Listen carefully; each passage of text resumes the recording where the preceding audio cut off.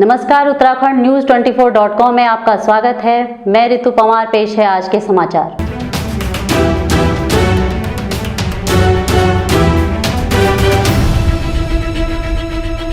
उत्तराखंड में इसी सत्र से लागू हो नई शिक्षा नीति। शिक्षा मंत्री डॉक्टर धन सिंह रावत ने दिए निर्देश। सूबे के सहकारिता, शिक्षा, उच्च शिक्षा, चिकित्सा, स्वास्थ्य एवं चिकित्सा शिक्षा मंत्री डॉक्टर धन सिंह रावत ने राज्य में इसी शैक्षिक सत्र से नई शिक्षा नीति लागू करने के निर्देश उच्च शिक्षा एवं माध्यमिक शिक्षा विभाग के उच्च अधिकारियों को दिए। उन्होंने कहा कि नई शिक्षा नीति का ड्राफ्ट एक सप्ताह के अंदर फाइनल किया जाए ताकि प्रथम चरण में प्री प्राइमरी, बाल वाटिका एवं उच्च शिक्षा के अंतर्गत प्रथम सेमेस्टर में नई शिक्षा नीति को लागू किया जा सके। रावत ने विश्वविद्यालयों में शैक्षणिक कैलेंडर तैयार करने के निर्देश अधिकारियों को दिए। साथ ही उन्होंने समय पर कुलपतियों की नियुक्ति करने की बात भी कही।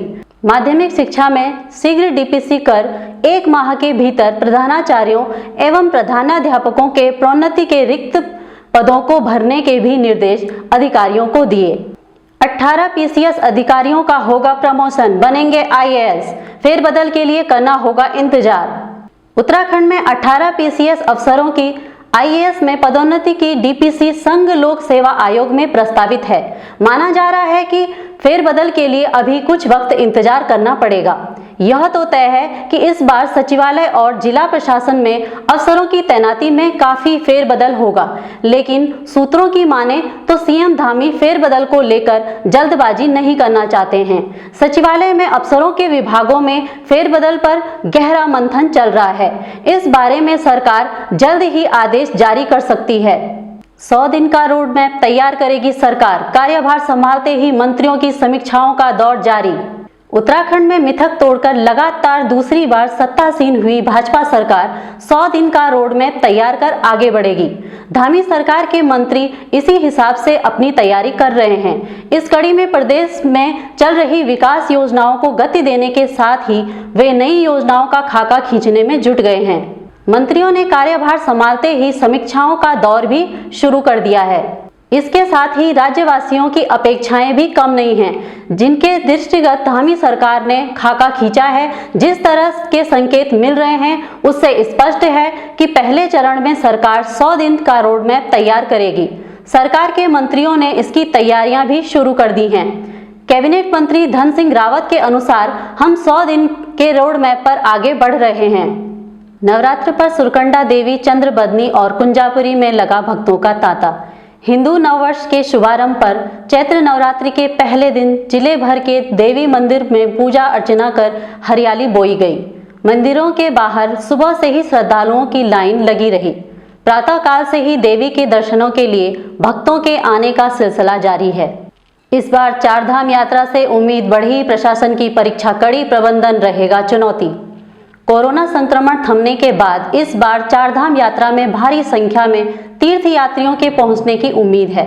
जाहिर है कि ऐसे में बद्रीनाथ, केदारनाथ, गंगोत्री, यमुनोत्री धाम में ठहरने, स्वास्थ्य सेवाएं, बिजली, पानी की व्यवस्था करने में सरकार की परीक्षा होगी। 3 मई को अक्षय तृतीया के दिन गंगोत्री व यमुनोत्री धाम के कपाट खुलेंगे। 3 मई को अक्षय तृतीया के दिन गंगोत्री व यमुनोत्री धाम के कपाट खुलने के साथ ही चारधाम यात्रा का आगाज हो जाएगा। 6 मई को केदारनाथ धाम और 8 मई को बद्रीनाथ धाम के कपाट विधि विधान से खुल जाएंगे। पिछले 2 साल से कोविड महामारी के कारण चारधाम यात्रा का संचालन प्रभावित रहा, लेकिन इस बार तीर्थ यात्रियों के काफी संख्या में पहुंचने की संभावना है। किस विधानसभा सीट से उपचुनाव लड़ेंगे सीएम धामी? सियासी हलकों में बड़ी सरगर्मी। सत्ता की कमान संभालने के बाद मुख्यमंत्री पुष्कर सिंह धामी ने अपना पहला राजनीतिक दौरा चंपावत विधानसभा क्षेत्र में कर रहे हैं। उनके इस दौरे को लेकर सियासी हलकों में चर्चा का बाजार गर्म है। सियासी जानकारों का मानना है कि दौरे के बहाने मुख्यमंत्री चंपावत की सियासी नब्ज टटोल रहे हैं।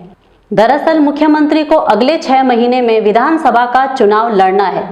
धामी के खटीमा विधानसभा चुनाव में हारने से लेकर उनके मुख्यमंत्री बनने तक करीब आधा दर्जन विधायक उनके लिए अपनी सीट खाली करने की पेशकश कर चुके हैं। इसमें एक नाम विधायक कैलाश गहतोड़ी का भी है। गहतोड़ी चंपावत विधानसभा से निर्वाचित हुए हैं। मुख्यमंत्री ने अपना पहला राजनीतिक दौरा भी चंपावत का ही लगाया। यही वजह है कि सियासी हलकों में यह चर्चा है कि मुख्यमंत्री चंपावत से उपचुनाव लड़ सकते हैं। हालांकि चंपावत से सीधे चुनाव लड़ने की संभावना जताना जल्दबाजी है।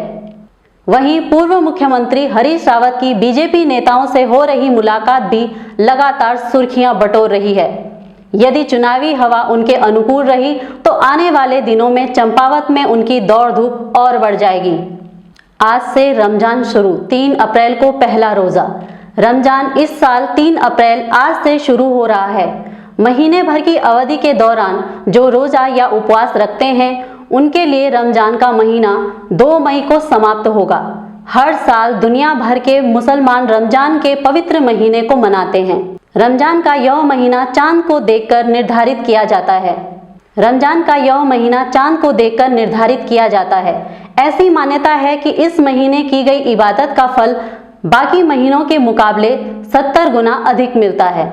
19 साल बाद शिक्षकों के लिए अलग सेवा नियमावली बनाने की तैयारी। केवी की तर्ज पर नवोदय विद्यालयों में तैनात होंगे शिक्षक। वर्ष 2003 में राजीव गांधी नवोदय विद्यालय खुले, लेकिन इन स्कूलों में शिक्षकों के लिए अलग से कोई भी सेवा नियमावली न होने से वर्तमान में इन स्कूलों में 3 तरह के शिक्षक बच्चों को पढ़ा रहे हैं। प्रदेश के राजीव गांधी नवोदय विद्यालयों में केंद्रीय विद्यालयों की तर्ज पर शिक्षकों की तैनाती होगी। पूरे 19 साल बाद प्रदेश सरकार को एहसास हुआ है कि उसे नवोदय विद्यालयों में शिक्षकों की तैनाती के लिए अलग सेवा नियमावली बनानी होगी। शिक्षा मंत्री डॉक्टर धन सिंह रावत ने विभागीय सचिव आर मीनाक्षी सुंदरम को सेवा नियमावली का प्रस्ताव तैयार करने के निर्देश दिए। मंत्री ने कहा कि प्रस्ताव कैबिनेट में लाया जाएगा। अगले 2 महीने के भीतर नियमावली वजूद में आ जाएगी।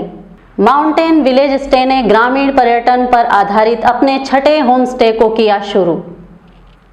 उत्तराखंड में ग्रामीण पर्यटन की थीम पर होम स्टे की अपनी श्रृंखला को बढ़ाते हुए आज अपने 6ठे होम स्टे आरण्यक को शुरू कर दिया है। देहरादून एयरपोर्ट से भोगपुर इटारना मार्ग पर डिम्बर गांव के नजदीक यह होम स्टे बागवानी व संयुक्त परिवार की थीम पर आधारित है, जहां मेहमानों को अल्टरनेट लिविंग स्किल और संयुक्त परिवार में रहने का अनुभव मिलेगा। इसी के साथ समाचारों को देते हैं विराम। जुड़े रहिए उत्तराखंड news24.com के साथ। जय हिंद, जय उत्तराखंड।